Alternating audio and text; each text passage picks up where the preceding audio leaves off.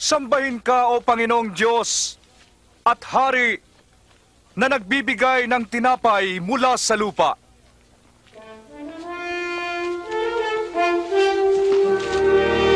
Himala!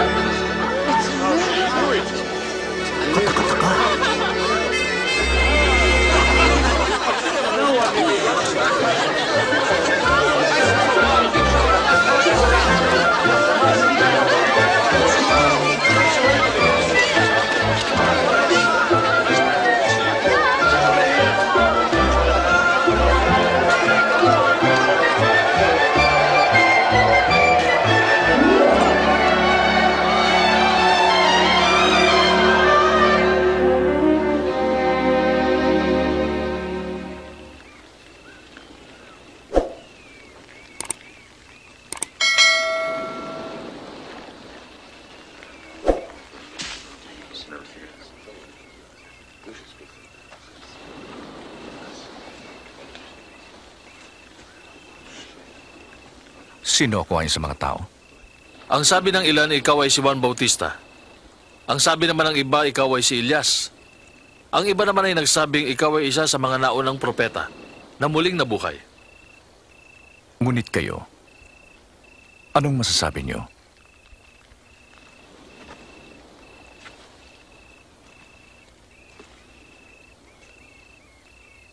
Ikaw ang Mesyas.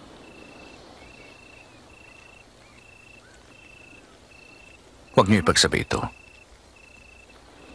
Ang anak ng tao ay dapat maghirap. Ipapapatay siya. Ngunit sa ikatlong araw, siya ay mabubuhay na maguli.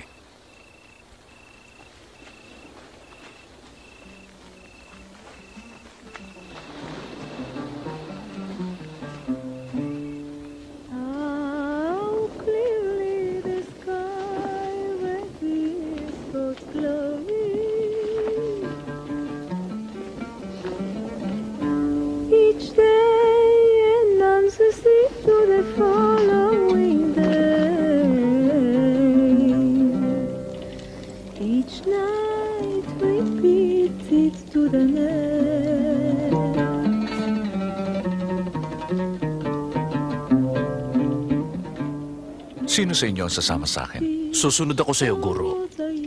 Ngunit, uuwi muna ako at magpapaalam sa pamilya ko. Sino mang nag-aararo at panay ang lingon ay di dapat maglingkod sa kaharian ng Diyos. Sino mang nais sumama sa akin, dapat kalimutan ang kanyang sarili, pasanin ang kanyang krus araw-araw at sumunod sa akin. Pagkat ang magligtas ng sariling buhay ay mawawalan ito. At ang nawalan nito dahil sa akin ay maliligtas. Anong pakinabang ng tao kung makamtan man niya ang buong mundo at mapahamak naman siya? Ang sino mang magkahiya sa akin at sa aking salita ay ikakahiya rin ng anak ng tao pagparito niya at sa kaluwalhatian ng Ama at mga anghel.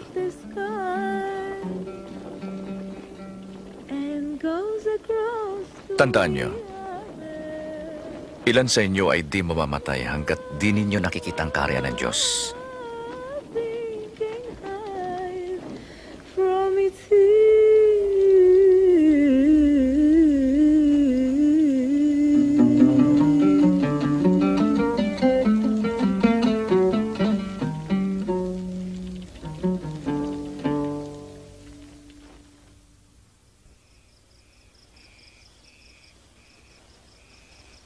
Isinama ni Jesus sina Pedro, Juan at Santiago upang manalangin.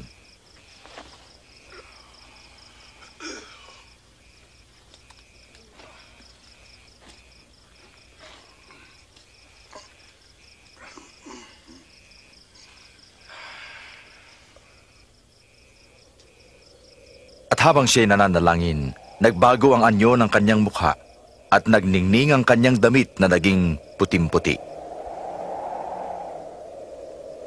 At biglang lumitaw sina Moises at Elias na may kaningningan at nakipag-usap kay Jesus. Tutuparin mo ang layunin ng Diyos. Mamamatay ka sa Jerusalem.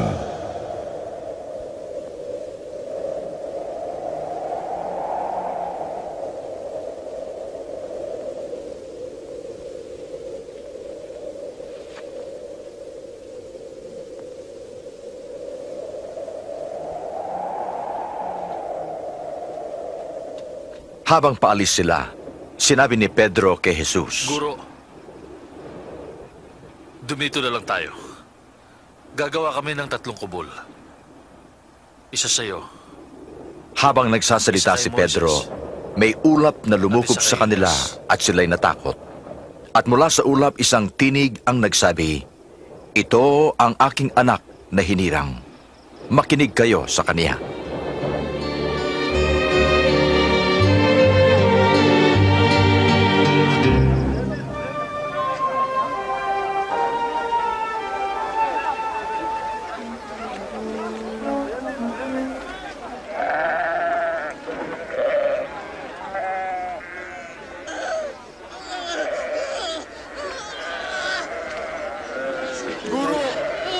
Guro, mahabag po kayo sa aking anak. Nakikiusap po ako. Kaisa-isa ko siyang anak. Nakiusap po ako sa inyong mga alagad. Ngunit, wala po silang nagawa. Kawawa naman ang aking anak. Maawa kayo. O lahing liko at walang pananampalataya. Hanggang kailan ko kayo pagtitiisan? Dalhin mo siya rito.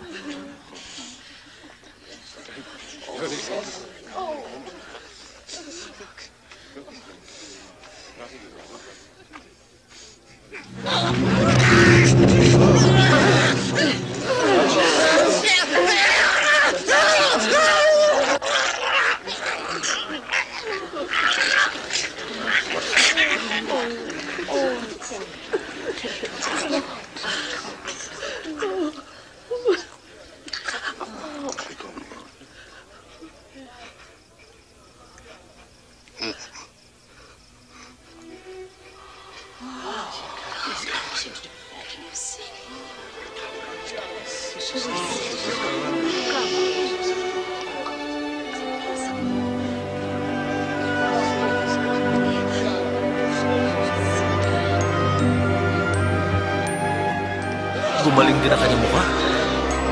Nakapagtataka.